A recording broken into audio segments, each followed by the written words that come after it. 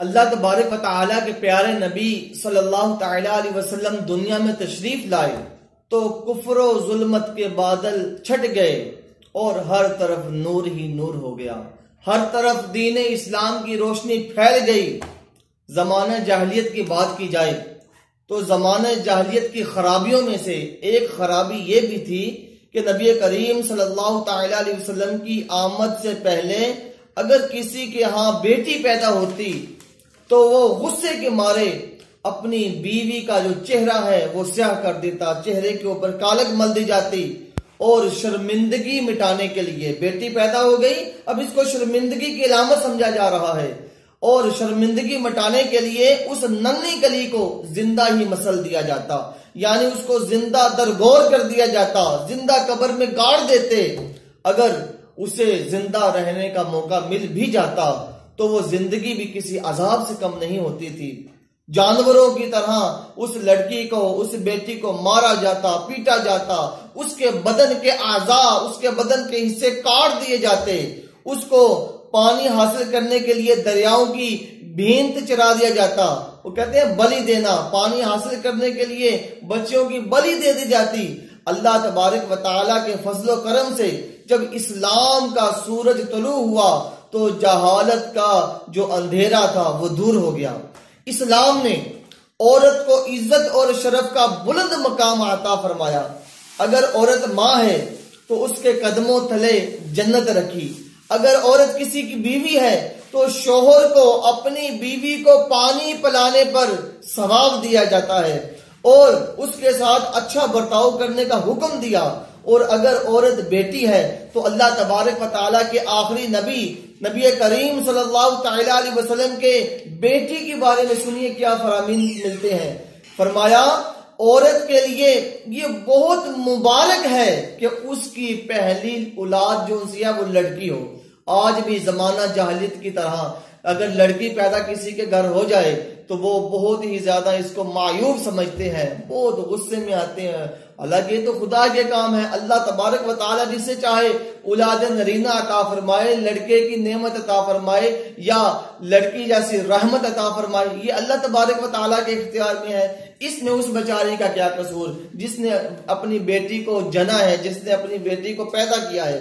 اب بھی زمانہ جاہلیت کی طرح اگر کسی کے گھر میں بیٹی پیدا ہو جائے تو اس کو کوستے ہیں، برا بھلا کہتے ہیں، اس میں اس بیچاری کا کیا قصور ہے؟ نبی کریم صلی اللہ تعالیٰ علیہ وسلم نے فرمایا عورت کے لیے یہ بہت مبارک ہے کہ اس کی جو اولاد میں سے پہلی جو سی ہے اولاد وہ کیا ہو، وہ لڑکی ہو، بیٹی ہو، یہ عورت کے لیے بہت ہی مبارک ہے۔ ایک اور فرمان سنیے، نبی کریم صلی اللہ تعالیٰ علیہ وسلم نے فرمایا بیٹیوں کو برا مت سمجھو، بے شک وہ محبت کرنے والیاں ہیں۔ ایک اور حدیث سنیے، نبی کریم صلی اللہ تعالیٰ علیہ وسلم نے فرمایا تم لوگ بیٹیوں کو برا مت سمجھو اس لیے کہ میں بھی بیٹیوں کا باپ ہوں۔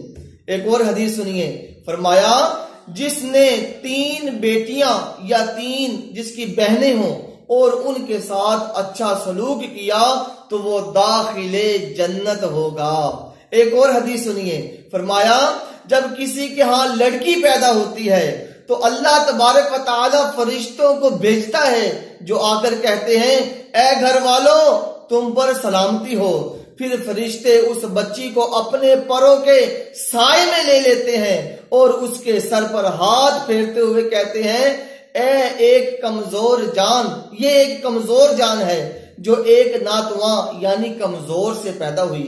جو شخص اس ناتواں جان کی پرورش کی ذمہ داری لے گا قیامت تک اللہ تبارک و تعالی کی مدد اس کے شامل حال رہے گی۔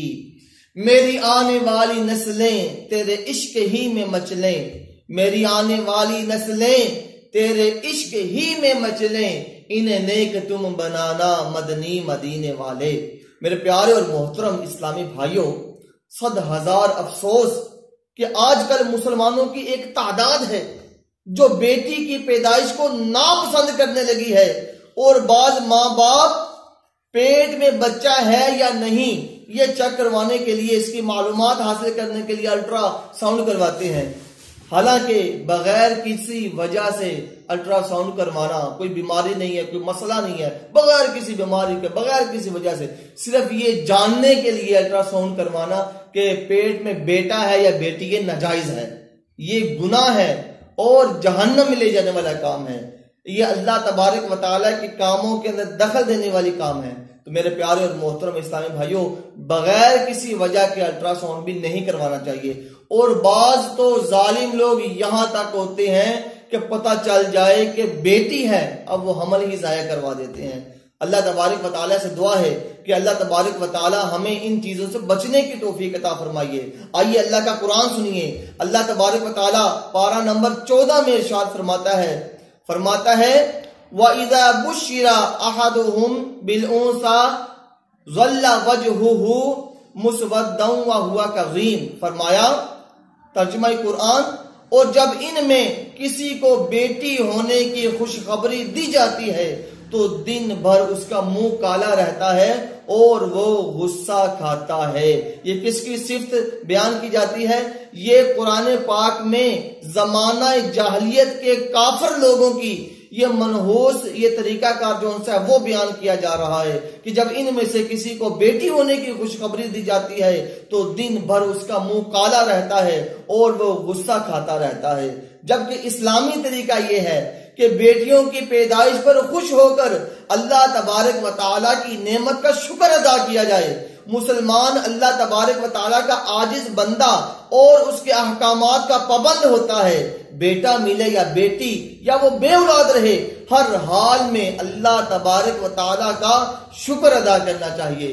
تو اللہ تبارک و تعالیٰ سے دعا ہے کہ اللہ تبارک و تعالیٰ ہمیں اپنی بیٹوں کی اسلامی تربیت کرنے کی توفیق عطا فرمائے۔ اگر بیٹی پیدا ہو جائے گھبرائیے نہیں، حدیث آپ نے سنی، میرے نبی کا فرمان آپ نے سنا کہ اس عورت کے لیے یہ بہت مبارک ہے جس کی پہلی جو ان سے اولاد کیا ہو، بیٹی ہو۔ تو لہٰذا بیٹیوں کی ولادت کے اوپر ناخوش نہ ہو، بیٹیوں کی ولادت کے اوپر اداس نہ ہو، غصے میں نہ آئے، بلکہ اللہ کا شکر ادا کریں، یہ تو آپ کے لیے مبارک ہے۔ اللہ تبارک و تعالیٰ سے دعا ہے کہ اللہ تبارک و تعالیٰ ہمیں اپنی اولاد کی اچھی تربیت کرنے کی توفیق عطا فرمائے اور اللہ تبارک و تعالیٰ کے احکامات کے اوپر ہمیں لبیک کہنے کی توفیق عطا فرمائے۔ آمین بجاہ النبی الامین صلی اللہ تعالیٰ علیہ وسلم۔